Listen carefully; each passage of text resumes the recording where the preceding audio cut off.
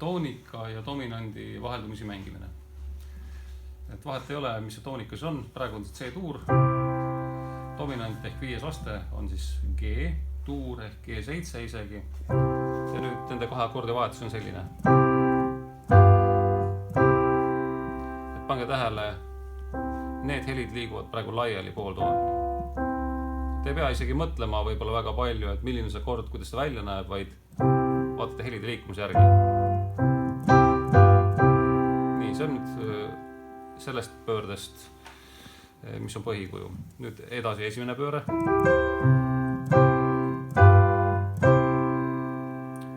Nüüd siin liiguvad äärmised helid sisse. Ja viimane variant. Ja nüüd liiguvad ülemised helid liiguvad laiali.